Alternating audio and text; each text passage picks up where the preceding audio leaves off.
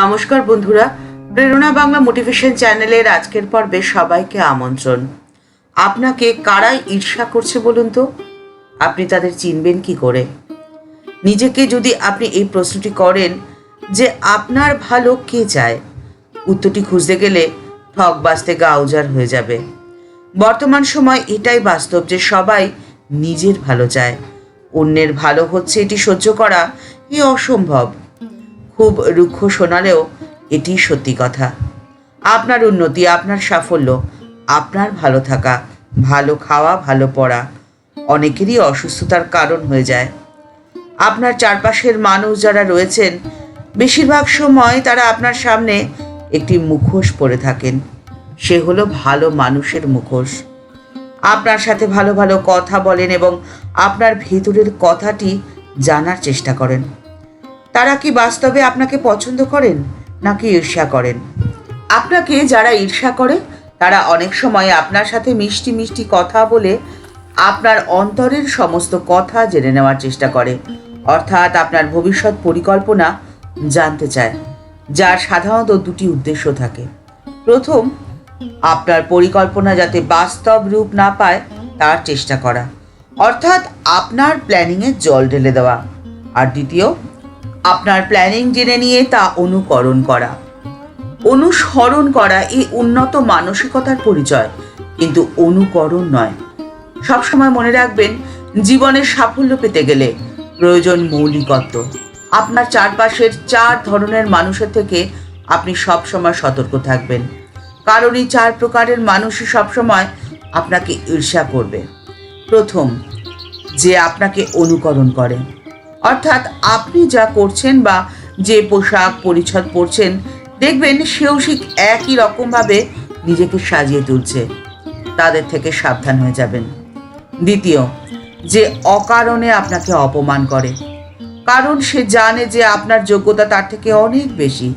সে চাইলেও আপনার মতো হতে পারবে না, তাই নিজের অক্ষমতা প্রকাশের রাস্তা হিসেবে আপনাকে অপমান করতেই সে বেশি পছন্দ করে। তাই তাদের থেকে সাবধানে থাকাই ভালো, বা বলা ভালো তাদেরকে এড়িয়ে চলাই উচিত। তৃতীয়, যে সকলের সামনে আপনাকে ছোট করতে চায়। নিজের ঈর্ষান্বিত মনের আগুন নেভানোর একমাত্র উপায় হিসেবে সে বেছে নেয় আপনাকে ছোট করা, এবং সেই কাজটি করেই সে সব থেকে বেশি আনন্দ পায়। তার থেকে সাবধানে থাকবেন। এখন আপনার মনে প্রশ্ন আসতেই পারে যে সে যদি আপনার নিকটজন হয়, তখন উপায়?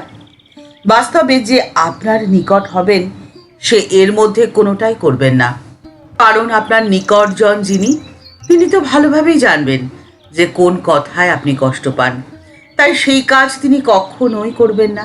চতুর্থ, আপনি লক্ষ্য করবেন যে কিছু মানুষ আপনার সাথে সবসময় ব্যস্ততার অভিনয় করছে। মনে রাখবেন, যারা আপনার প্রতি ঈর্ষান্বিত তারাই আপনার সামনে সব সময় ব্যস্ততার অভিনয় করবে, কারণ আপনার জন্য তাদের হাতে কোনো সময় নেই।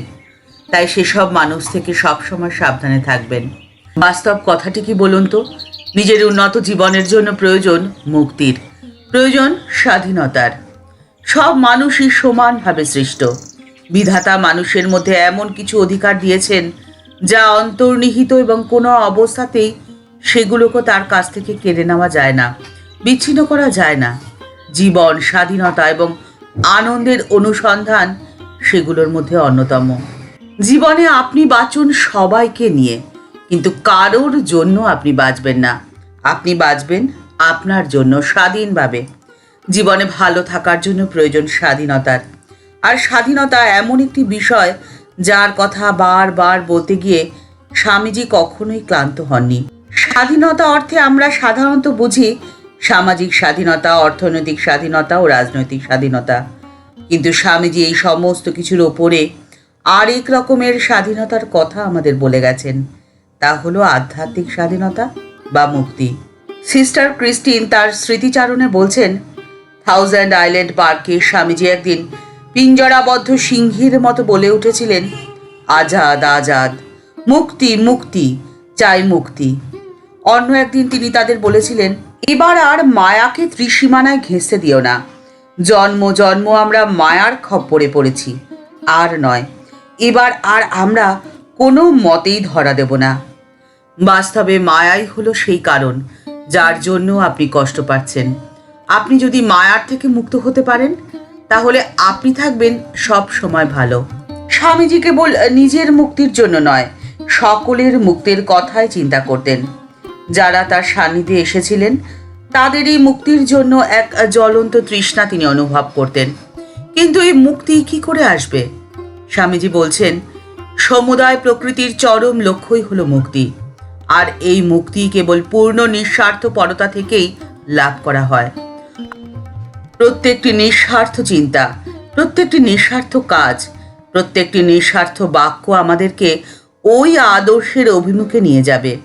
আর সেজন্যই এই কাজগুলোকে নীতিসঙ্গত বলা হয়। স্বার্থ চিন্তা আপনাকে বদ্ধ করে রাখবে, আপনাকে কষ্ট দেবে, যন্ত্রণা দেবে। আর আপনি যখন নিঃস্বার্থ হবেন তখন আপনি অন্তর থেকে মুক্ত হয়ে যাবেন, পাবেন স্বাধীনতার আস্বাদ, আর আপনি থাকবেন সব সময় ভালো। ঠাকুর মা ও স্বামীজির চরণে প্রণাম জানিয়ে আজকের পর্ব এখানেই শেষ করছি। দেখা হচ্ছে পরের পর্বে। ভিডিওটি ভালো লেগে থাকলে তা শেয়ার করার অনুরোধ করছি। আর এই চ্যানেলটি ভালোবেসে যারা এই পরিবারের সদস্য হয়ে গেছেন তাদের জানাই ভালোবাসা, শ্রদ্ধা, প্রণাম। আর যারা এখনও এই চ্যানেলটি সাবস্ক্রাইব করেনি তাদের কাছে বিনীত অনুরোধ রইল চ্যানেলটি সাবস্ক্রাইব করে বেল বাটনটা ক্লিক করে দিয়ে অল বাটনটিতে ক্লিক করে দেওয়ার জন্য। তাহলে এই চ্যানেলে ভিডিও আপলোড হওয়ার সাথে সাথে আপনার কাছে নোটিফিকেশন চলে যাবে। সবাই ভালো থাকবেন, সুস্থ থাকবেন। নমস্কার।